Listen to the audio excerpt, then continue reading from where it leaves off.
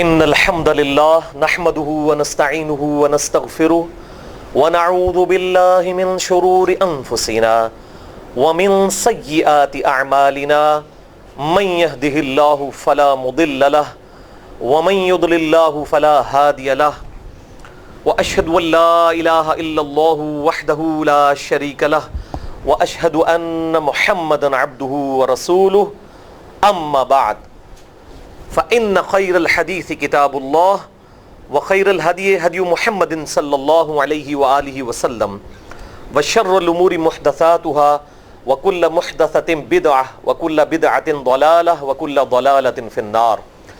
أعوذ بالله السميع العليم من الشيطان الرجيم من همزه ونفخه ونفثه. بسم الله الرحمن الرحيم. رب اشرح لي صدري ويسر لي امري واحلل عقدة من لساني يفقهوا قولي. بسم الله الرحمن الرحيم. ان الله وملائكته يصلون على النبي يا ايها الذين امنوا صلوا عليه وسلموا تسليما. اللهم صل على محمد وعلى آل محمد كما صليت على ابراهيم وعلى آل ابراهيم انك حميد مجيد. اللهم بارك على محمد وعلى آل محمد كما باركت على إبراهيم وعلى آل إبراهيم إنك حميد مجيد. اللهم ربنا آتنا في الدنيا حسنة وفي الآخرة حسنة وقنا عذاب النار.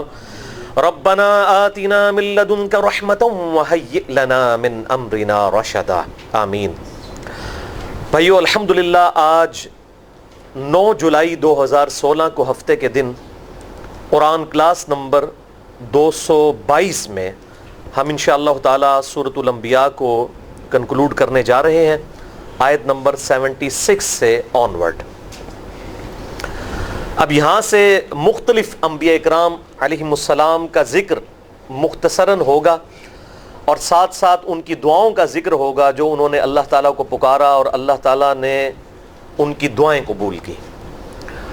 اور اس سے یہ بات بھی آپ کو عیاں ہوگی کہ تمام انبیاء اکرام علیہم السلام مصیبت اور پریشانی میں اللہ ہی کو پکارا کرتے تھے اور اللہ تعالیٰ نے ان کی تعریف فرمائی ہے کہ وہ ہمیں پکارنے والے تھے، ہم سے دعائیں کیا کرتے تھے، نیکیوں میں آگے بڑھ چڑھ کر حصہ لیا کرتے تھے. یہ ان کی کوالٹی اللہ تعالیٰ نے ارشاد فرمائی ہے انبیاء اکرام علیہم السلام کی.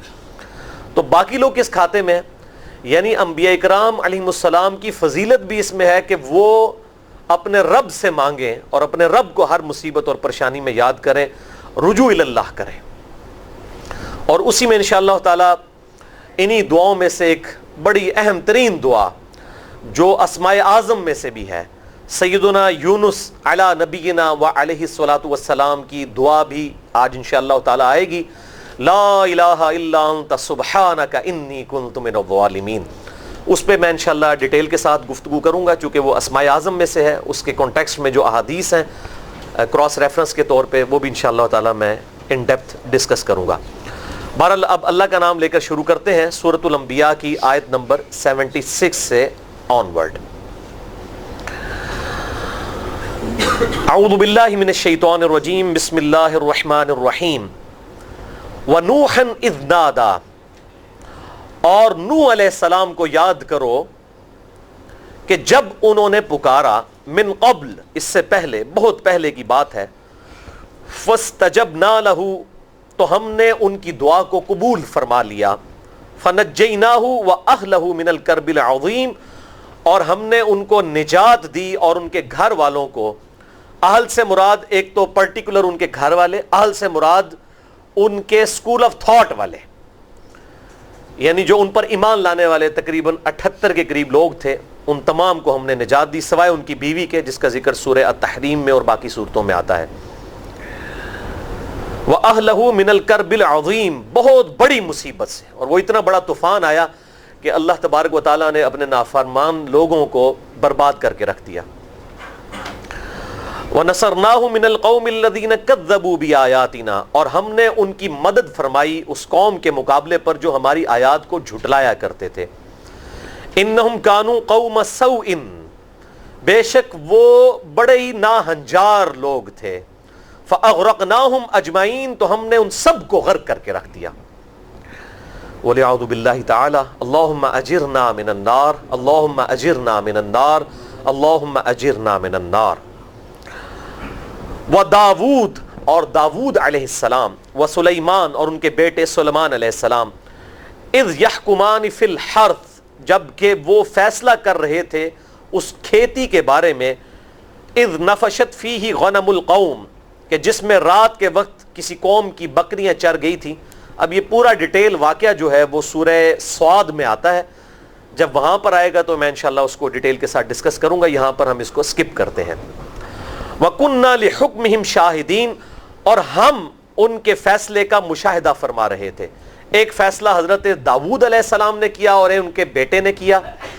دونوں کے فیصلے اپنی جگہ اچھے تھے، لیکن حضرت سلیمان علیہ السلام کو، جو داؤد علیہ السلام کے بیٹے تھے، ان کا فہم جو ہے وہ زیادہ بہتر تھا. اللہ تعالیٰ نے ان کو سکھا دیا، اور اس کا ذکر انشاءاللہ سورہ صاد میں آ جائے گا. تو اللہ تعالیٰ فرماتا ہے وہ جو فیصلہ کر رہے تھے وہ ہمارے علم میں تھا. فَفَخَّمْنَاهَا سلیمان، تو ہم نے اس معاملے کو، اس کا فہم جو ہے، ٹرو انڈرسٹینڈنگ جو ہے وہ ہم نے سلیمان کو دے دی تھی. یعنی ان کا فیصلہ جو ہے وہ حق پر مبنی تھا. داود علیہ السلام کا بھی حق پر مبنی تھا، لیکن ان کا زیادہ بہتر تھا. وَكُلًّا آتَيْنَا حُكْمًا وَعِلْمًا، اور ہم نے سب کو حکم اور علم عطا فرمایا تھا اپنی طرف سے. وَسَخَّرْنَا مَعَ دَاوُودَ الْجِبَالَ، اور ہم نے داؤد علیہ السلام کے ساتھ پہاڑوں کو مسخر کر دیا تھا. يُسَبِّحْنَ وَالطَّيْرُ، وہ پہاڑ ان کے ساتھ تسبیح کیا کرتے تھے اللہ تعالیٰ کی، اور پرندے بھی. وَكُنَّا فَاعِلِينَ، اور یہ سب کچھ ہم کرنے والے تھے. یہ ہے کانٹے کی بات. یعنی یہ جو پیغمبروں کے ساتھ جو معجزات والا معاملہ ہوتا ہے، یا اگر کسی ولی کے ساتھ کوئی کرامت والا معاملہ ہو جائے، تو اس میں کسی کی کوئی اپنی سیلف کمپیٹنسی نہیں ہوتی کہ کسی کے اختیار میں کوئی چیز آ جائے. اس کی مثال بڑی آسانی سے میں آپ کو سمجھا سکتا ہوں کہ جب کسی عورت کو اللہ تعالیٰ اولاد سے نوازتا ہے تو ان انٹینشنلی، اس کی اپنی انٹینشن کے بغیر عورت کے پستانوں میں دودھ اتر آتا ہے بچے کے لیے. یہ کوئی کمپیٹنسی نہیں ہے کہ وہ خود کوئی سوئچ آن کرتی ہے یا ایک انٹلیکچولی ڈیسیژن کرتی ہے تو یہ ہو جاتا ہے. یہ کوئی ہنر نہیں کوئی سیکھ سکے. بالکل اس طریقے سے جو انبیاء اکرام علیہ السلام سے معجزے کا ظہور ہے وہ اسی طریقے سے ہوتا ہے، اور کرامات کا بھی معاملہ اللہ تعالیٰ کی طرف سے خاص اسی طریقے سے ہوتا ہے، سوائے ان خاص معجزات کے جو اللہ تعالیٰ تفویض کر دے کسی پیغمبر کو. جیسا کہ موسیٰ علیہ السلام کو اللہ تعالیٰ نے یہ چیز تفویض کر دی تھی کہ جب بھی وہ اپنے اژدہا جو اس کو عصا کو پھینکتے تھے، وہ پلانٹ کنگڈم جو ہے اینیمل کنگڈم میں بدل جاتا تھا، وہ اژدہا بن جاتا تھا. یہ پرماننٹلی اٹیچ معجزہ تھا. ہمارے محبوب صلی اللہ علیہ وسلم کے ساتھ پرماننٹلی اٹیچ معجزہ بخاری اور مسلم کی متفق علیہ حدیث ہے کہ آپ صلی اللہ علیہ وسلم اپنی پیٹھ کے پیچھے بھی دیکھ لیا کرتے تھے. حالانکہ آپ کی دو آنکھیں تھیں، یہاں پر کوئی آنکھ نہیں تھی، لیکن آپ کو ان دو آنکھوں سے 360 ڈگری کا ویژن نظر آتا تھا. ہم تو یہ 180 ڈگری سے زیادہ نہیں دیکھ سکتے. تو یہ آپ صلی اللہ علیہ وسلم کو پرماننٹلی اٹیچ معجزہ تھا جو آپ کے ساتھ اٹیچ تھا. اسی طریقے سے بخاری اور مسلم کی متفق علیہ حدیث ہے آپ صلی اللہ علیہ وسلم کے مبارک پسینے سے خوشبو آیا کرتی تھی. یہ پرماننٹلی اٹیچ معجزہ تھا. تو کچھ معجزات پرماننٹلی اٹیچ بھی ہو جاتے ہیں. داؤد علیہ السلام کے بارے میں اس میں ذکر آئے گا اور ڈیٹیل سے سورہ صاد میں کہ اللہ تعالیٰ نے لوہے کو ان کے لیے مسخر کر دیا تھا. وہ لوہے کو گوندتے تھے اور اپنے ہاتھوں سے جو ہے وہ زرہ بنا لیتے تھے. یہ معجزہ ان کے ساتھ اٹیچ تھا. تو اس قسم کے معجزات پرماننٹلی پیغمبروں کے ساتھ اٹیچ بھی ہو جاتے ہیں. کرامت کا معاملہ ایسا نہیں ہوتا. یہ معجزے کی میں بات کر رہا ہوں. تو اب یہ ایک پورا ڈیٹیل طلب ٹاپک ہے اور میں نے اسی لیے 8 گھنٹے کی گفتگو اسی کانٹیکسٹ میں مسئلہ نمبر 131 A, B, C اور D 4 ہماری قرآن کلاسز جو تھیں سورہ بنی اسرائیل کے کانٹیکسٹ میں نے معجزات، کرامات اور استدراج جو منکرین خدا کو شعبدہ بازیاں حاصل ہو جاتی ہیں، الوہین حاصل ہو جاتے ہیں، ان کے اوپر ڈیٹیل سے گفتگو کر چکا ہوں. لہٰذا آج میں اس کی ڈیٹیل میں نہیں جاؤں گا. جسے شوق ہو تو وہ اہل سنت پاک .com پہ یہ 4 لیکچرز جو ہیں مسئلہ نمبر 131 A, B, C اور D سن سکتا ہے. وَكُنَّا فَاعِلِينَ، اور یہ ہم سب کچھ ہم ہی کرنے والے تھے. وَعَلَّمْنَاهُ، اور ہم نے ان کو سکھایا تھا صنعۃ لبوس لَكُمْ لِتُحْصِنَكُمْ مِنْ بَأْسِكُمْ، ایسا لباس پہنانا جو بنانا سکھا دیا تھا داؤد علیہ السلام کو، ان کا ہنر سکھا دیا تھا جو تمہارے فائدے کے لیے ہے، جو ہے سختی میں، لڑائی میں بچنے کے لیے، یعنی جس کو ہم زرہ کہتے ہیں، باڈی آرمر جسے کہتے ہیں. تو سختی کے وقت میں یعنی لڑائی کے وقت میں اپنے جسم کی حفاظت کے لیے جو زرہ پہنی جاتی ہے، اس کو بنانے کا فن اللہ تعالیٰ نے سیدنا داؤد علیہ السلام کو سکھا دیا تھا. فَهَلْ أَنْتُمْ شَاكِرُونَ، تو کیا تم اس احسان کا شکر لاتے ہو؟ یعنی اللہ تعالیٰ یہ نعمتیں اس لیے دیتا ہے تاکہ وہ اپنے پیغمبروں کو بھی آزمائے، ان کے ماننے والوں کو بھی، کہ وہ ان نعمتوں پر اللہ کا شکر ادا کریں. یہ نہ کہیں کہ ہمارے بزرگوں کا کوئی کمال ہے. وَلِسُلَيْمَانَ الرِّيحَ عَاصِفَةً تَجْرِي بِأَمْرِهِ، اور سلیمان علیہ السلام کے لیے ہم نے تیز ہوا کو مسخر کر دیا تھا، وہ ان کے حکم کے ساتھ چلتی تھی. إِلَى الْأَرْضِ الَّتِي بَارَكْنَا فِيهَا، اس زمین کی طرف جس میں ہم نے برکت دی تھی. یعنی جس زمین میں بھی برکت، کچھ لوگ کہتے ہیں اس سے مراد شام کی سرزمین ہے، کوئی بھی سرزمین جہاں پر ان کے لیے جو ہے وہ کوئی نفع بخش چیزیں ہوتی تھی، اللہ تعالیٰ اس کی طرف جو ہے وہ ہوا کو چلا دیتا تھا. حضرت سلیمان علیہ السلام کو اللہ تعالیٰ نے یہ طاقت عطا فرما دی تھی. پرندوں کی بولیاں بھی وہ جانتے تھے. اب یہ پرماننٹلی اٹیچ معجزہ تھا کہ پرندوں کی بولیاں وہ سمجھتے تھے. وَكُنَّا بِكُلِّ شَيْءٍ عَالِمِينَ، اور ہم ہر چیز کو خوب جاننے والے تھے. یعنی یہ سب کچھ ہمارے علم کے ساتھ ہو رہا تھا، کسی کی کوئی کمپیٹنسی نہیں تھی، یہ ہماری قدرت کا ایک سمجھ لیں کہ اس کا آشکار ہونا تھا، اس کی ڈیمونسٹریشن تھی پیغمبروں کے ذریعے. وَمِنَ الشَّيَاطِينِ مَن يَغُوضُونَ لَهُ، اور شیاطین میں سے بھی ہم نے کچھ ان کے لیے مسخر کر دیے تھے، یعنی جن جو کہ غوطہ لگاتے تھے. مَن يَغُوصُونَ لَهُ وَيَعْمَلُونَ عَمَلًا دُونَ ذَلِكَ، ان کے لیے غوطہ زنی کرتے تھے، اور اس کے علاوہ اور کاموں میں بھی ان کو سلیمان علیہ السلام استعمال کیا کرتے تھے. یعنی وہ دو ہیکل جن کو اللہ نے طاقت دی ہوئی تھی، وہ سلیمان علیہ السلام کے حکم سے ان کے لیے کام کرتے تھے. اس کا ذکر بھی سورۃ النمل میں آئے گا. یہ جو ٹیمپل آف سلیمان ہے، ہیکل سلیمانی، یہ اس کی تعمیر، اتنے بڑے بڑے پتھروں کو اٹھا کے لانا، آج بھی اس کی ایک وہ ویلنگ وال باقی ہے جو ٹائٹس نے 70 عیسوی میں حملہ کر کے وہ ٹیمپل آف سلیمان کو تباہ و برباد کر دیا تھا. 1,33,000 یہودیوں کو ایک دن میں قتل کیا، اور اتنوں کو ہی وہ قید کر کے اپنے ساتھ لے گیا تھا. تو یہ جو معاملہ ہوا تھا، اس کے بعد سے صرف ایک دیوار اس ہیکل سلیمانی کی باقی ہے، جس کے سامنے وہ یہودی یوں کر کے تورات پڑھ رہے ہوتے ہیں، اس کو ویلنگ وال، دیوار گریا، اس کے سامنے وہ رو رو کے یوں دعا کر رہے ہوتے ہیں. تو آپ ذرا اس کے پتھروں کا سائز دیکھیں، وہ کوئی انسان اٹھا کے اتنی بڑی بلندی تک لے کے جائے، یہ بہت مشکل ہے، الا یہ کہ کوئی لیور پرنسپل کو استعمال کرے، وہ الگ بات ہے. تو وہ اللہ تعالیٰ نے سلیمان علیہ السلام کے لیے جنوں کو مسخر کیا تھا. وہ ان کے لیے بلڈنگز بناتے تھے، بڑی بڑی ان کے لیے تصاویر بناتے تھے. یہ پوری ڈیٹیل سورۃ النمل میں آئے گی. تو اللہ تعالیٰ فرماتا ہے کہ ہم نے یہ مسخر کر دیے تھے. وَكُنَّا لَهُمْ حَافِظِينَ، اور ہم ہی ان کے نگہبان تھے. یعنی وہ سلیمان علیہ السلام کے تابع فرمان رہے، اس کے اوپر چک اللہ تعالیٰ کی ذات. یعنی وہ اللہ تعالیٰ کے حکم سے چسک بھی نہیں سکتے تھے، ہٹ بھی نہیں سکتے تھے.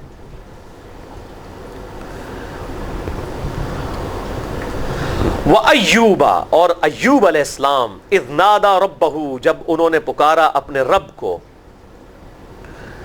مصیبت اور پریشانی میں انہوں نے اپنے رب کو پکارا. انی مسنی الضر، کہ مجھے تکلیف پہنچی ہے میرے رب. وانت ارحم الراحمین، اور تو سب سے بڑھ کر رحم فرمانے والا ہے. سورہ صاد کے اندر اس کی ڈیٹیل آ جائے گی کہ حضرت ایوب علیہ السلام کو اللہ تعالیٰ نے مال اور جان اور اہل میں نقصان کے ذریعے وَلَنَبْلُوَنَّكُمْ بِشَيْءٍ مِّنَ الْخَوْفِ وَالْجُوعِ وَنَقْصٍ مِّنَ الْأَمْوَالِ وَالْأَنفُسِ وَالثَّمَرَاتِ. باقیوں کے تو لیے ہے نا کہ بِشَيْءٍ کچھ، لیکن ایوب علیہ السلام کو اللہ تعالیٰ نے بہت بڑے لیول کی آزمائش میں ڈالا تھا. اور اللہ تعالیٰ نے وہاں پہ ان کی تعریف بھی فرمائی ہے کہ وہ صبر کرنے والے تھے. تو انہوں نے اپنے رب کو پکارا، وَأَنْتَ أَرْحَمُ الرَّاحِمِينَ، تو سب سے بڑھ کر رحم فرمانے والا ہے. فَاسْتَجَبْنَا لَهُ، تو ہم نے ان کی دعا قبول فرما لی.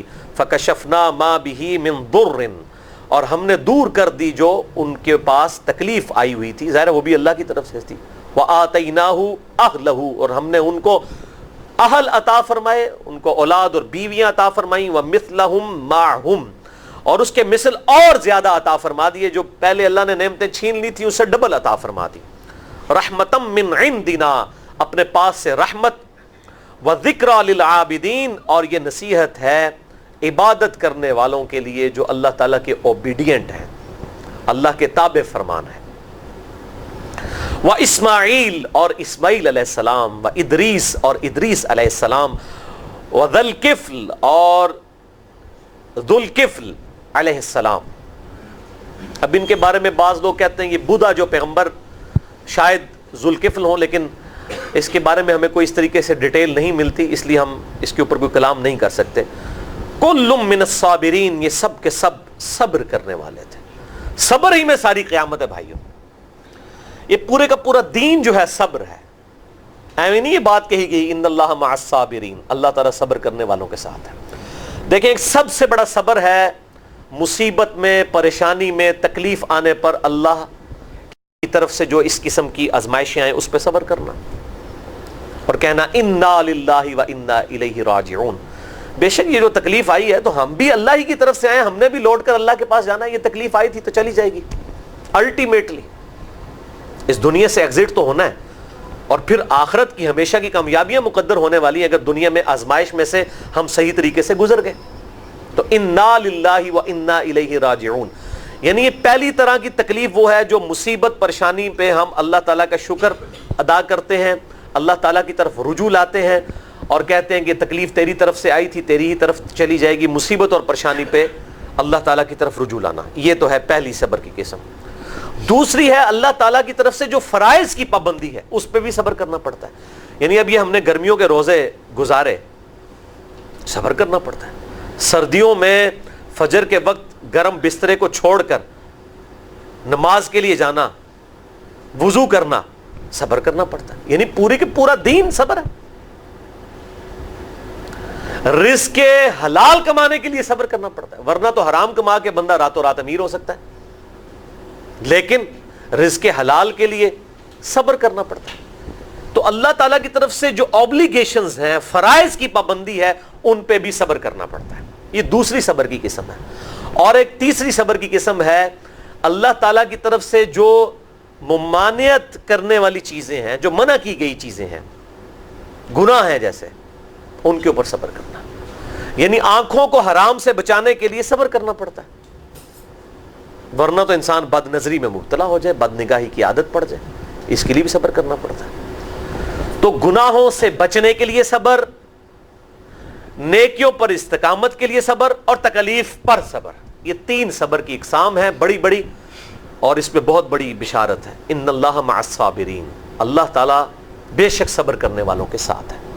اور پھر کہاں تک بات کی گئی، وَاسْتَعِینُوا بِالصَّبْرِ وَالصَّلَاةِ، اللہ کی مدد چاہو صبر کے ذریعے اور نماز کے ذریعے، نماز کو دوسرے نمبر پہ کر دیا، صبر بہت بڑی چیز ہے، نماز تک بھی وہی پہنچے گا نا جس میں صبر ہوگا، بے صبر آدمی کی نماز پڑھ سکتا ہے، وہی ساری مشقت اٹھا سکتا ہے، اور یہ ایک دن کی تو گیم نہیں ہے نا، مطلب ایک مہینے کی رمضان کی گیم ہوتی تو ہر بندہ جنت میں پہنچنے میں کامیاب ہو جاتا، یہ تو روزانہ میرے بھائیوں کئی دفعہ مرنا پڑتا ہے، کئی بار جینا پڑتا ہے روزانہ شریعت کی پابندی کے لیے۔ تو وَاسْتَعِینُوا بِالصَّبْرِ وَالصَّلَاةِ، اللہ کی مدد چاہو صبر کے ذریعے اور نماز کے ذریعے۔ جو یہ لوگ پیش کر رہے ہوتے ہیں جی غیر اللہ سے مدد پہ آیات، تو اس کا کیا مطلب ہے، المدد یا صبر، المدد یا نماز، یہ مطلب ہے، کوئی بیوقوف بھی یہ مطلب نہیں لے گا، اس سے مراد ہے کہ صبر اور نماز کے ذریعے اللہ کی مدد چاہو، وَاسْتَعِینُوا بِالصَّبْرِ وَالصَّلَاةِ، کیونکہ ساتھ ہی آ گیا ان اللہ مع الصابرین، بے شک اللہ صبر کرنے والوں کے ساتھ ہے، یعنی المدد یا صبر کہنے والوں کے ساتھ ہے، یہ صبر کرنے والوں کے ساتھ ہے۔ دیکھو کتنے بے وقوف ہیں۔ تو اسی کانٹیکسٹ میں نے بڑی ڈیٹیل سے گفتگو کی ہے، پونے 2 گھنٹے کی، مسئلہ نمبر 3 کے نام سے، جو میں سمجھتا ہوں کہ میری نجات کے جو ذریعہ بننے والے لیکچر ہیں انشاءاللہ تعالی اللہ کی بارگاہ میں، ان میں سے ایک ہے مسئلہ نمبر 3، دعا صرف اللہ ہی سے، اور اسی پہ میرا ریسرچ پیپر ہے ahlsunnatpak.com پہ، ریسرچ پیپر نمبر 3، دعا صرف اللہ ہی سے، اور اسی کی ایکسٹینشن ہے مسئلہ نمبر 43، وسیلہ اور توسل کے صحیح احکام و مسائل۔ تو جسے شوق ہو تو وہ ان کو دیکھ سکتا ہے اور ریسرچ پیپر پڑھ سکتا ہے۔ وَأَدْخَلْنَاهُمْ فِي رَحْمَتِنَا، اور ہم نے داخل فرمایا انہیں اپنی خاص رحمت میں، یعنی اپنے پیغمبروں کو. اِنَّهُمْ مِنَ الصَّالِحِينَ، یقیناً وہ تو بڑے نیکوکار لوگ تھے. یعنی اللہ تعالیٰ نے ان کی کوالٹی بتائی ہے نیک ہونا. یہ نہیں کہا کہ کوئی بزرگوں کی اولاد تھے، کوئی بڑی اونچی نسبتیں تھیں، نہیں، وہ واقعی ہی اوبیڈینٹ تھے، نیکوکار لوگ تھے. ان کو یہ جو ہم نے کوالٹی عطا فرمائی ان کی نیکی اور پرہیزگاری کی وجہ سے،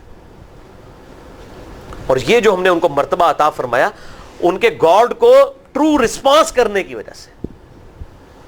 یہ بہت بڑی چیز ہے میرے بھائیوں، کیونکہ آج کل کتنے لوگ ہیں جو بزرگی کا دعویٰ کرتے ہیں، لیکن اگر آپ ان کے کریکٹر کو قریب سے دیکھیں تو نمازوں میں بھی پابندی نظر نہیں آتی، اور کہتے ہیں جی یہ نمازیں تو چاہیے اللہ تعالیٰ تک پہنچنے کے لیے.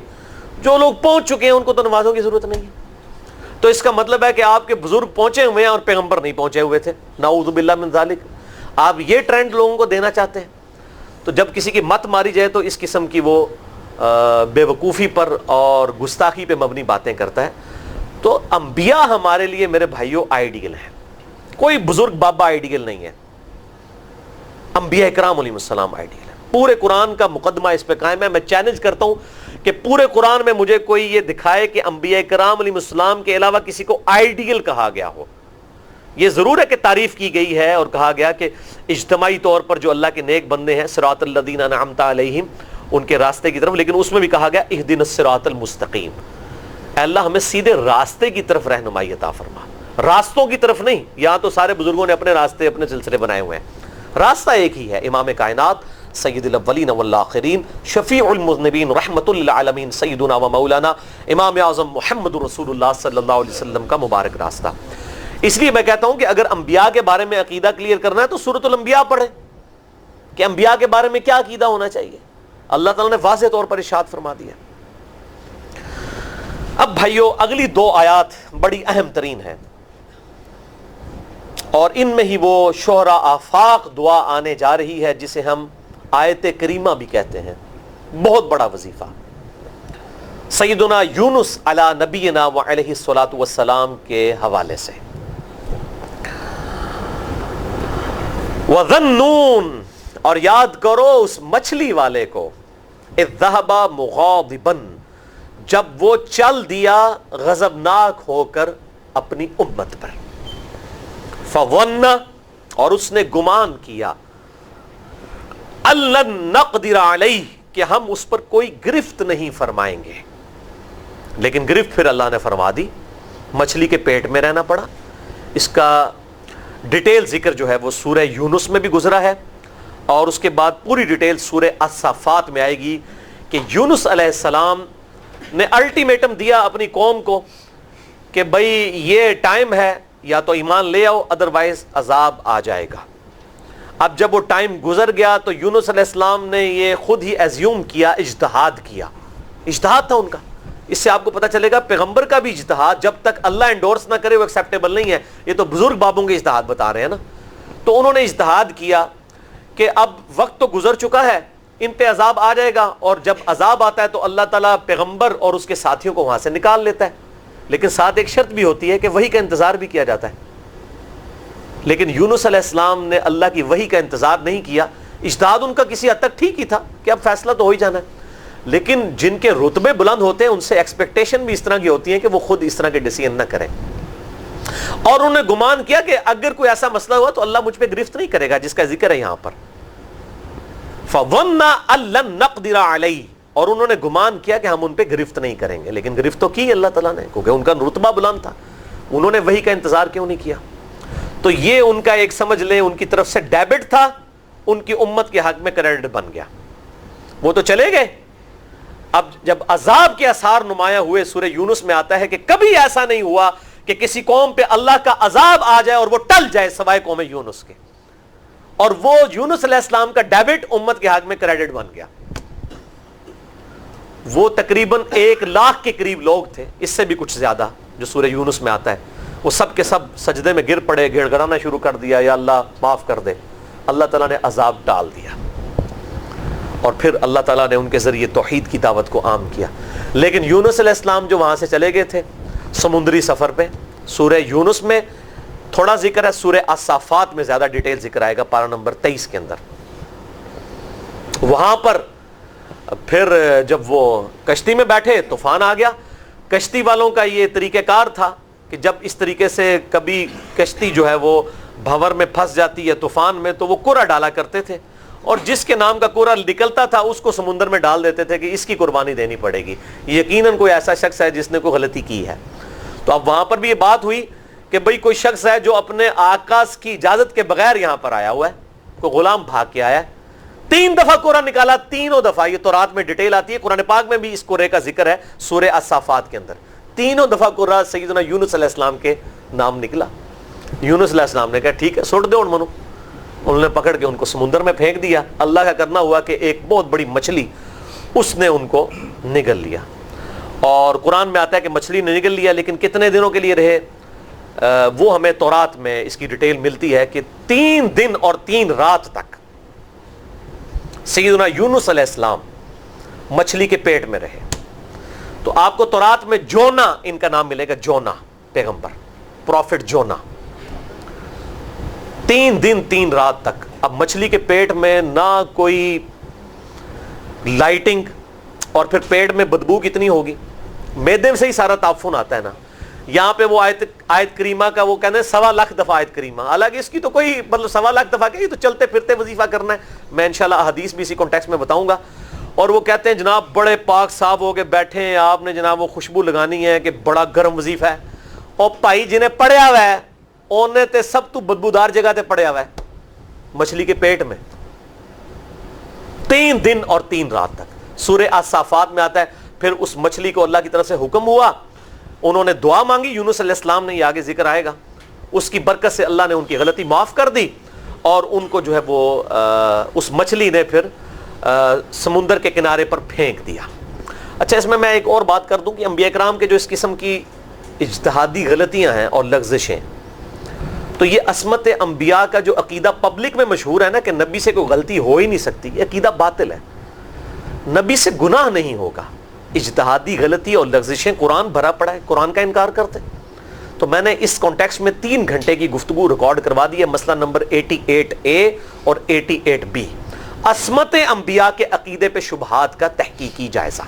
تو اس میں نے یہ سارے واقعات ڈسکس کیے ہیں کہ یہاں پر کون سی چیز ہے جس کی بنیاد پر ہم یہ فیصلہ کریں گے کہ یہ معاملہ عصمت کے عقیدے کو ڈسٹرب نہیں کرتا. جو پبلک میں عصمت کا عقیدہ ہے، بریلوی دیوبندی اہل حدیث شیعہ نے بنایا ہوا ہے، وہ عقیدہ بالکل باطل ہے. جو کتاب و سنت سے عقیدہ ثابت ہوتا ہے وہ کچھ اور ہے. مسئلہ نمبر 88A اور 88B. اور میرے علم کی حد تک یہ میں کوئی تکبر کے طور پہ بات نہیں کر رہا ہوں، میں اکثر اس طرح کی باتیں کرتا ہوں، وہ کوئی مجھے تو اپنی حیثیت پتہ ہے نا میں کیا ہوں. میں تو ایک سمجھیں کہ نالی کا کیڑا تھا، اللہ نے کہاں سے اٹھا کے کہاں پہ بٹھا دیا، مجھے پتہ ہے اپنی اوقات کا. لیکن عصمت انبیاء کے عقیدے کے اوپر نہ آپ کو کوئی کتاب ملے گی اس کانٹیکسٹ میں، نہ کسی کا لیکچر ملے گا، کیونکہ اس کو ہاتھ ڈالنے کا مطلب یہ ہے کہ آپ نے جناب جو ہے نا وہ 11,000 وولٹ کو ہاتھ ڈال لیا. لوگ تو آپ کو آگے گولی مار دیں گے، آپ یہ چیزیں ڈسکس کریں گے تو آپ کو گستاخ کہہ دیں گے رسولوں کا. کسی کی جرت ہی نہیں ہوتی وہ بات کرے اس ٹاپک پہ. تو میں نے الحمدللہ 3 گھنٹے کا لیکچر دیا ہے، مسئلہ نمبر 88A اور 88B. عصمت انبیاء یعنی انبیاء کے معصوم ہونا، غلطیوں سے پاک ہونے سے مراد کیا ہے. یہ مراد نہیں ہے کہ انبیاء کرام کوئی ربورٹ ہیں، غلطی کر ہی نہیں سکتے، یہ مراد نہیں ہے. ہمارے محبوب صلی اللہ علیہ وسلم کی کئی غلطیوں کا ذکر قرآن میں ہے، اجتہادی غلطیوں کا، لغزشوں کا، گناہ کی بات نہیں کرتے. حضرت موسیٰ علیہ السلام، حضرت ابراہیم علیہ السلام، حضرت نوح علیہ السلام، حضرت یونس علیہ السلام کا تو اتنے سخت الفاظ ہی میں آگے بتاتا ہوں، آئیں گے اسی کانٹیکسٹ میں. تو عصمت انبیاء کا وہ عقیدہ باطل ہے جو پبلک میں ہے، کتاب و سنت کا عقیدہ کچھ اور ہے. تو مچھلی نے ان کو سمندر کے کنارے پہ پھینک دیا. اب یونس علیہ السلام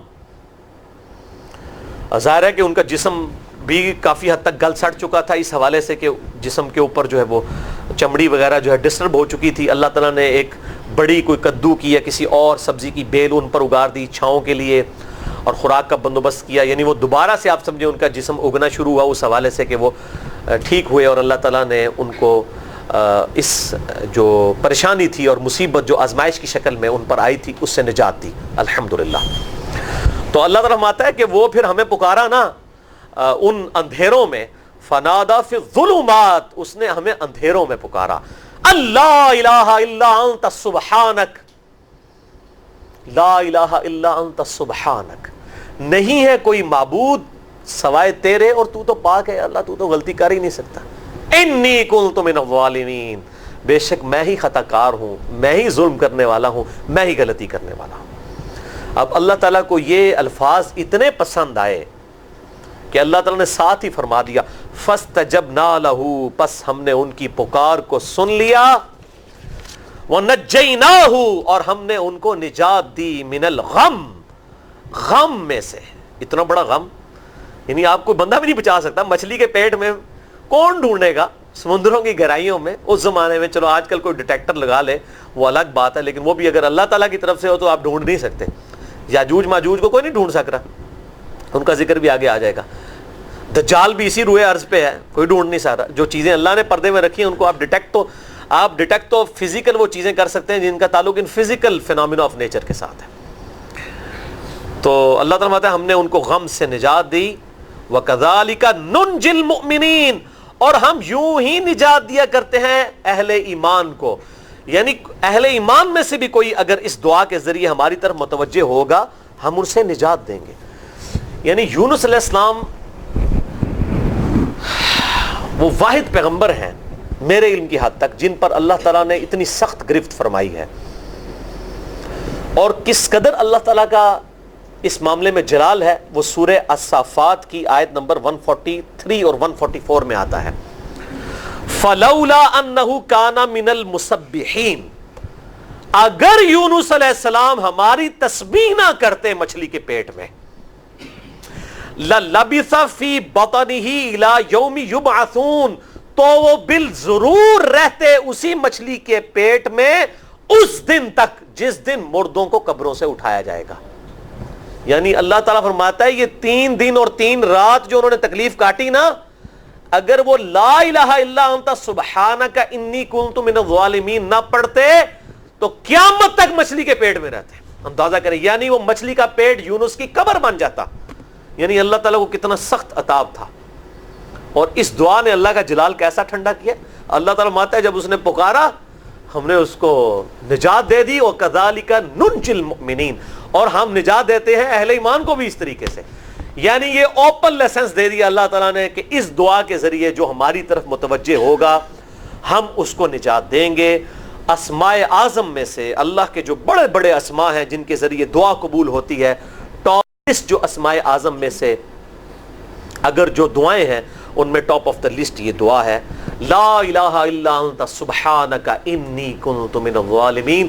اور میری یہ بات آپ یاد رکھیے گا میرے بھائیوں، سب سے بیسٹ توبہ کرنے کے لیے بھی دعا استغفار یہی ہے. اس سے کوئی بہتر طریقہ ہو نہیں سکتا استغفار کا.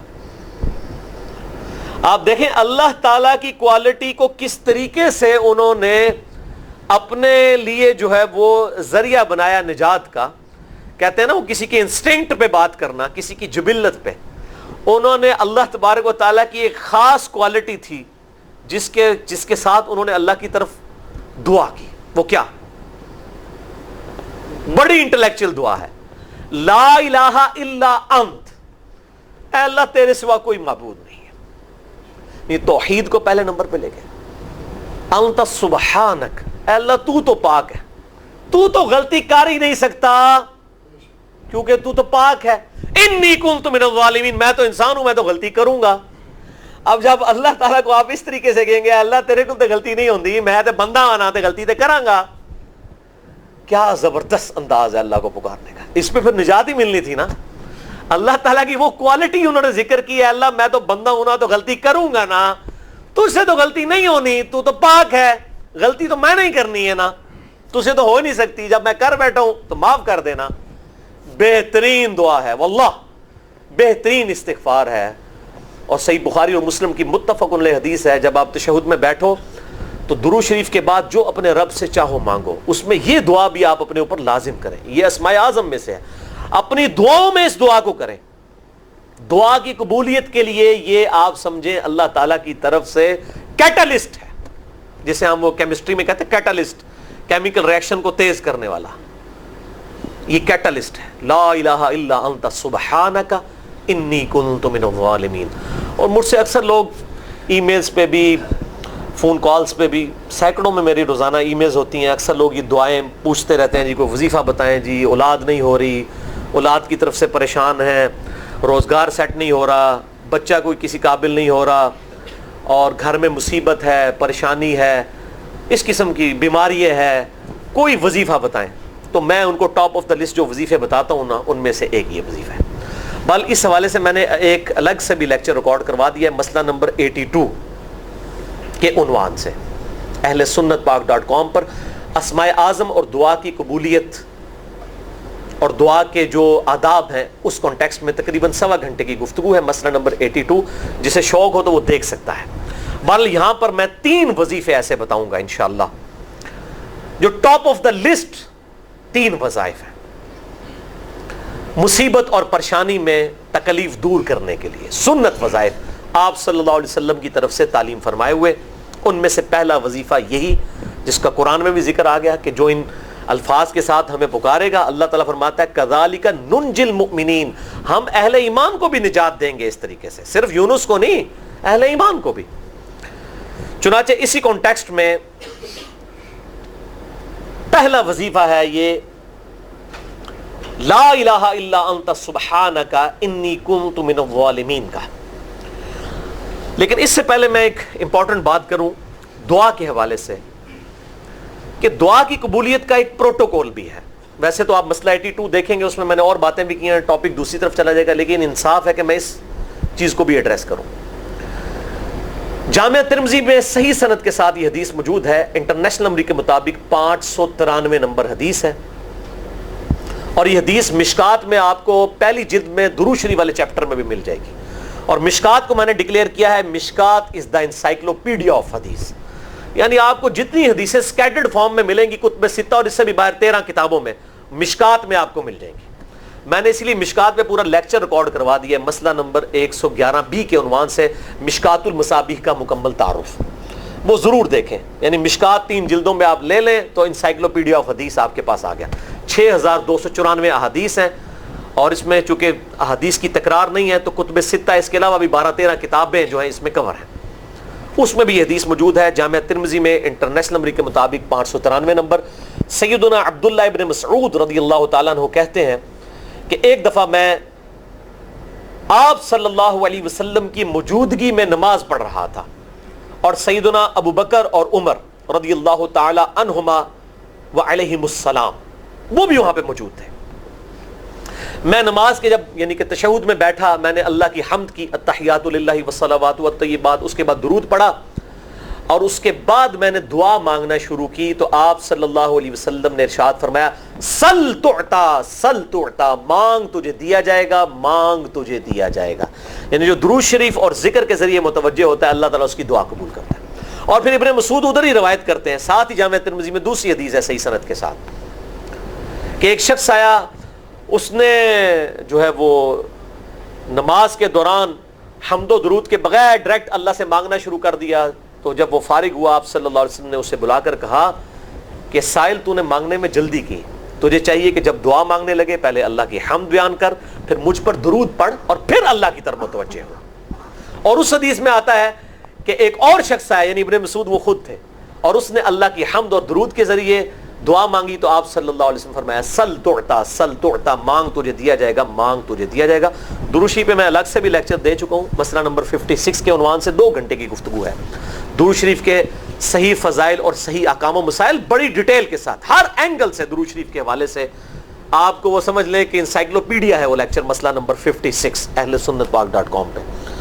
تو دعا کے لیے حمد اور درود شریف ضروری. اس لیے دیکھیں نماز کی انٹلیکچوئل ترتیب ہے, آپ پہلے دعا کرتے ہیں التحیات للہ والصلوات والطیبات, اللہ کی حمد کرتے ہیں, پھر نبی صلی اللہ علیہ وسلم پر سلام عرض کرتے ہیں السلام علیکم ایھا النبی, اس کے بعد آپ درود پڑھتے ہیں, اور اینڈ پہ آپ دعا مانگتے ہیں اللہم انی اعوذ بک من عذاب جہنم ومن عذاب القبر ومن فتنة المحیا والممات ومن شر فتنة المسیح الدجال, یا اللہم ربنا آتنا فی الدنیا حسنة وفی الآخرة حسنة وقنا عذاب النار, یا رب اجعلنی مقیم الصلاة ومن ذریتی ربنا وتقبل دعائی ربنا اغفر لی ولوالدی وللمؤمنین یوم یقوم الحساب. کوئی بھی دعائیں مانگیں, یہ بھی مانگیں جو میں وظائف بتا رہا ہوں. کیونکہ بخاری اور مسلم کی متفق علیہ حدیث ہے. مشکات میں آپ کو تشہد والے چیپٹر میں حدیث مل جائے گی کہ نماز میں تشہد میں درود کے بعد جو چاہو اپنے رب سے مانگو، یعنی عربی میں مانگنا ہوگا، دعائیں مانگے، دعائیں معصورہ کتاب و سنت میں جتنی ہیں وہ مانگے. اس کے علاوہ بھی مانگ سکتے ہیں اگر الفاظ درست ہوں لیکن عربی زبان میں. تو یہ پہلا وظیفہ جامعہ ترمذی میں انٹرنیشنل نمبر کے مطابق 3505، مشکات میں 2292 نمبر یہ حدیث ہے. اور قرآن حکیم میں تو ہم پڑھ چکے ہیں سورۃ الانبیاء آیت نمبر 87 اور 88 میں. آپ صلی اللہ علیہ وسلم نے ارشاد فرمایا کہ یونس علیہ السلام نے مچھلی کے پیٹ میں اپنے رب کو ان الفاظ کے ساتھ پکارا تھا، لا الہ الا انت سبحانک انی کنت من الظالمین. اور پھر آپ صلی اللہ علیہ وسلم نے فرمایا کہ جو کوئی شخص اپنے کسی بھی معاملے میں، کسی بھی پریشانی میں اس دعا کے ذریعے اللہ کی طرف متوجہ ہو، اللہ تعالیٰ اس کی دعا کو قبول فرما لیتا ہے. اور قرآن میں بھی آ گیا نا کذالک ننجی المؤمنین. اور کتنا بڑا فتویٰ آیا میرے بھائیوں، سورہ الصافات 143 144، فلولا انہ کان من المسبحین، اگر یونس ہمیں ان الفاظ میں ہماری تسبیح نہ کرتا، للبث فی بطنہ الی یوم یبعثون، تو مچھلی کے پیٹ میں قیامت تک مچھلی کے پیٹ میں رہتا اگر اس طرح نہ ہمیں پکارتا، اس کی قبر مچھلی کا پیٹ بن جاتی. یعنی یہ اتنا عطاب، اور وہ دور ہو گیا اس دعا سے، بہت بڑے اسماء اعظم میں سے ہے. تو یہ بہترین دعا، بہترین وظیفہ، اسماء اعظم میں سے بہترین چیز، اور سب سے بڑھ کر جو میں نے بات کی کہ بہترین استغفار، اللہ سے توبہ مانگنے کا بہترین ذریعہ. اور کس طریقے سے، اے اللہ تو پاک ہے نا، تجھ سے تو غلطی نہیں ہوگی، میں بندہ ہوں غلطی کروں گا، تو اللہ نے تو معاف کرنا ہے نا، کیونکہ جب بندے نے اپنی عاجزی کا اظہار کر لیا ہے اور اللہ تعالیٰ کو بتایا اللہ یہ تیری کوالٹی ہے، تو غلطی نہیں کرتا، تو میں تو انسان ہوں غلطی کروں گا. تو یہ ہے پہلا وظیفہ. دوسرا وظیفہ وہ بھی جامعہ ترمذی میں انٹرنیشنل نمبر کے مطابق 3524 نمبر حدیث ہے، لیکن ترمذی کا طریق جو ہے وہ ضعیف ہے. یہ میں پہلے بتا دوں، امام ترمذی نے ساتھ لکھا ہے یہ روایت کمزور ہے، لیکن ضروری نہیں ہوتی کہ روایت اگر ترمذی میں کمزور ہے تو کہیں اور وہ روایت صحیح نہیں موجود ہے. اس کی صحیح سند المستدرک للحاکم میں انٹرنیشنل نمبر کے مطابق 1862 نمبر موجود ہے، اور سنن نسائی الکبریٰ میں 10492 نمبر ہے، اور مشکات میں بھی 2454 نمبر حدیث ہے انٹرنیشنل نمبر کے مطابق. تو صحیح سند المستدرک للحاکم اور سنن نسائی الکبریٰ کے اندر موجود ہے.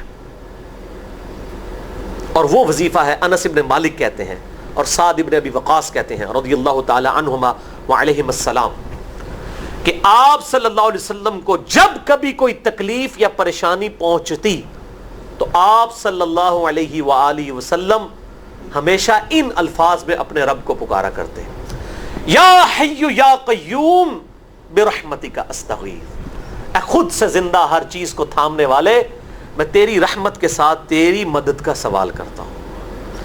استغیث بولیں گے نا الف کے ساتھ حمزہ کے ساتھ تو یہ سنگولر کا صیغہ ہوگا، اور اگر ہم بولیں گے نستغیث نون کے ساتھ تو یہ جمع کا صیغہ بن جائے گا. یہ میں اس لیے بتا رہا ہوں، لوگ پوچھ رہے ہوتے ہیں جی بعض جگہ لکھا ہوتا ہے جناب نستغیث، بعض جگہ لکھا ہوتا ہے استغیث، کیا کریے؟ وہ نستغیث جمع کا صیغہ بنا لیا جاتا ہے. جیسے دعا ہے سنن ابی داؤد میں اللہم اجرنی من النار، لیکن اگر جمع کا صیغہ بنائیں گے تو اللہم اجرنا من النار ہو جائے گا. اس طریقے سے دعائے قنوت کے الفاظ ہیں اللہم اہدنی فی من ہدیت، تو جمع کا صیغہ ہوگا اللہم اہدنا فی من ہدیت. یہاں پر بھی ہے یا حی یا قیوم برحمتک استغیث سنگولر کا صیغہ، اور نستغیث پلورل کا صیغہ، جمع کا صیغہ. کتنی بہترین دعا ہے، اے خود سے زندہ ہر چیز کو تھامنے والے، میں تیری رحمت کے ساتھ تیری مدد کا سوال کرتا ہوں. تو یہ بھی اسماء اعظم میں سے ہے. سنن نسائی الکبریٰ کے اندر صحیح سند کے ساتھ 10492 اور المستدرک للحاکم میں 1862 نمبر. اب یہاں پہ میں ایک ضمناً بات بتا دوں سنن نسائی الکبریٰ کے بارے میں، چونکہ اکثر لوگ پوچھتے ہیں. میرے بھائیوں ایک سنن نسائی وہ ہے جو کتب ستہ میں ہم پڑھتے ہیں، اس میں یہ کتاب لکھی ہے امام احمد بن شعیب نسائی رحمہ اللہ تعالی المتوفی 303 ہجری. کتب ستہ میں یہ ویسے 5ویں نمبر پہ گنی جاتی ہے، لیکن بخاری اور مسلم کے بعد دنیا میں سب سے صحیح ترین کتاب سنن نسائی ہے، سب سے کم ضعیف حدیثیں اس کے اندر ہیں. بخاری مسلم کے بعد تیسرا نمبر اس کتاب کا ہے. دنیا کی کوئی حدیث کی کتاب بخاری مسلم کے بعد صحیح نہیں ہے جتنی سنن نسائی ہے. سنن نسائی جو ہمارے پاس کتب ستہ میں ہے نا، اس میں ہے 5761 احادیث انٹرنیشنل نمبر کے مطابق. اور یہ ساری انٹرنیشنل کتابیں عربی میں، انگلش میں اور اردو میں ہماری ویب سائٹ اہلسنتپاک.com پہ فری اس کا PDF موجود ہے، آپ ڈاؤن لوڈ کر سکتے ہیں. 5761 احادیث ہیں اس سنن نسائی میں جو ہمارے پاس ہے. اسے ویسے ٹیکنیکل لینگویج میں کہا جاتا ہے سنن نسائی الصغری، چھوٹی سنن نسائی، کیونکہ امام نسائی نے یہ کتاب نہیں لکھی تھی. امام نسائی نے کتاب لکھی تھی سنن نسائی الکبری، بڑی سنن نسائی، اور اس میں حدیث ہیں انٹرنیشنل نمبر کے مطابق 11770. بخاری مسلم سے بھی زیادہ حدیث ہیں اس میں. لیکن یہ امام نسائی کے ایک شاگرد تھے امام ابن السنی، انہوں نے اس کو مختصر کر کے نا چھوٹی کتاب بنا دیا، اور اب پبلک میں یہی چھوٹی کتاب مشہور ہے. اس کی وجہ سے جب ہم سنن نسائی الکبری کا آپ مشکات میں دیکھیں گے نا تو وہ فرق نہیں کرتے ہیں. جب وہ سنن نسائی کا حوالہ دیتے ہیں نا تو آپ کو نسائی میں وہ ملے گا بھی نہیں، وہ الکبری میں ہوتا ہے، کیونکہ وہ اس تفریق کو مانتے نہیں. وہ تو سنن نسائی الکبری کو سنن نسائی مانتے ہیں، جبکہ ہماری پبلک جو ہے وہ سنن نسائی، وہ میں حوالہ دے رہا ہوتا ہوں کہ جی سنن نسائی الکبری میں 9928 نمبر حدیث ہے کہ جو آیت الکرسی پڑھ لے فوراً بعد کسی بھی نماز کے فرض کے فوراً بعد تو مرتے ہی جنت میں داخل ہوگا. تو لوگ کہتے ہیں جناب نسائی تے حدیث ہیں جناب 5761 نے، تسی 9928 کی تمہیں دس دیو. تو میں ساتھ حالانکہ بول رہا ہوتا ہوں سنن نسائی الکبری، میں نے کبھی اس کے بغیر نہیں بولا.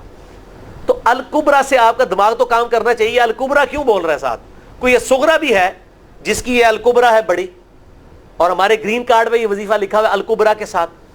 اسی طریقے سے جو میرا وہ واقعہ کربلا کے اوپر 150 اسناد پر مشتمل پمفلٹ ہے، ریسرچ پیپر نمبر 5B واقعہ کربلا کا حقیقی پس منظر 72 صحیح الاسناد احادیث کی روشنی میں. 72 کا تو ٹائٹل ہے شہدائے کربلا کی نسبت سے، احادیث اس میں 150 ہیں. اس میں اکثر حدیثوں کے حوالے میں نے سنن نسائی الکبری سے دیے ہوئے ہیں. وہ لوگ کہتے ہیں مل ہی نہیں رہی ہے.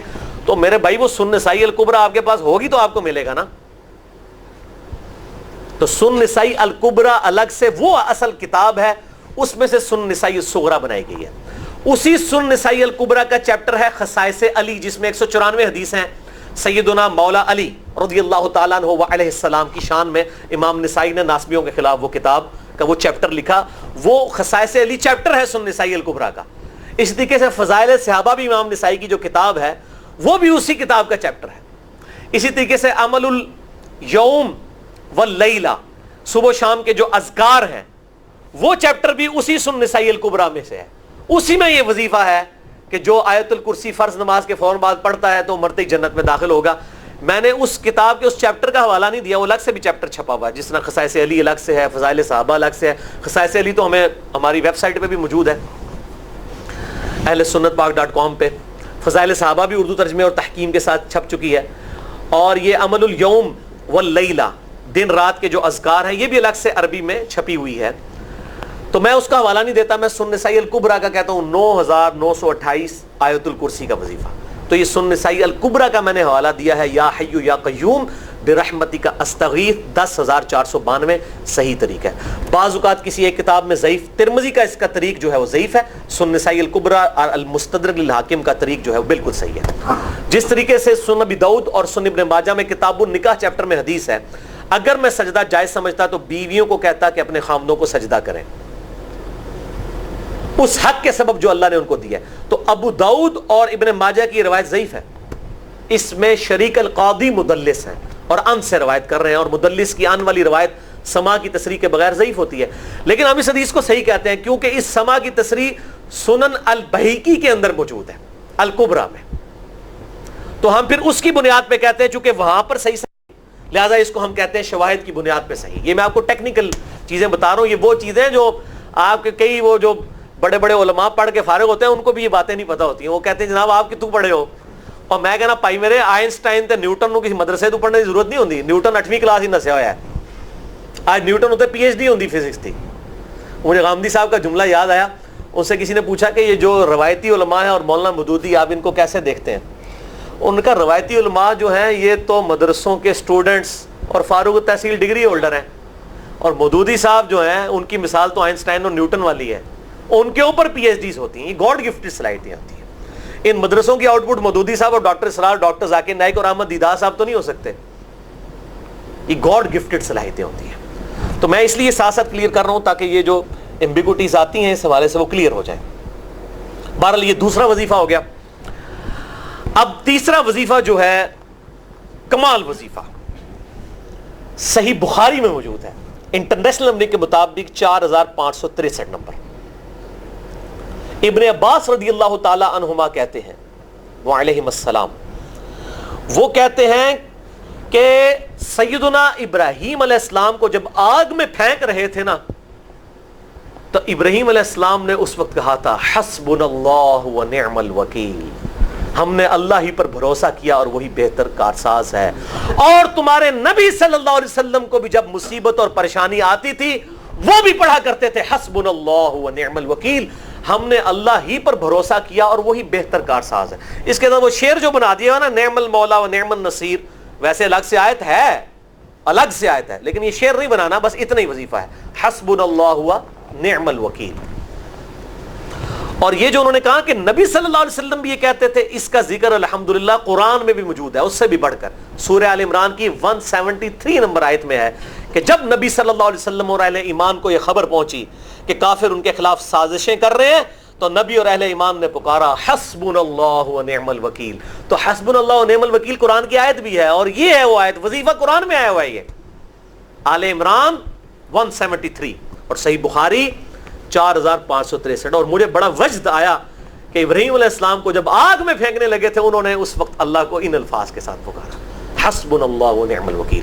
اچھا، یہ جتنے بھی وظیفے ہیں نا میرے بھائیوں، ان کا فائدہ اسی وقت ہے جب آپ کو ترجمہ بھی ان کا آتا ہوگا، ورنہ آپ روزانہ جتنی مرضی تسبیح کھینچتے رہے کوئی فرق نہیں پڑے گا۔ اس لیے میرا ایک پرسنل مشورہ ہے کہ جب بھی یہ وظیفے پڑھیں نا آپ، اردو ترجمہ بے شک آتا بھی ہونا، ایک دفعہ اپنی زبان میں اس کو ریپیٹ کریں، یعنی آپ پڑھیں حسبنا اللہ و نعم الوکیل، میں نے اللہ ہی پر بھروسہ کیا اور وہی بہتر کارساز ہے۔ آپ دیکھیں یہ صوت القرآن چینل میں جب وہ عربی چل رہی ہوتی ہے، جیسے ہی وہ مراج الدین خان کا ترجمہ شروع ہوتا ہے نا، کیسے کب کبھی طاری ہو جاتی ہے، کیونکہ ہماری زبان میں بات ہو رہی ہوتی ہے نا، عربی ایویں تو نہیں قیام اللیل میں رو رہے ہوتے، ان کی زبان میں بات ہو رہی ہوتی ہے، اپنی زبان کا اثر ہوتا ہے۔ اسی طریقے سے آپ لا الہ الا انت سبحانک انی کنت من الظالمین، یا حسبنا اللہ و نعم الوکیل، یا حی یا قیوم برحمتک استغیث، جو بھی وظیفے پڑھیں نا، ایک دفعہ ان وظیفوں کو جب آپ الگ سے دعا مانگ رہے ہوں، اس وقت اس کو آپ اپنی زبان میں بھی دہرائیں۔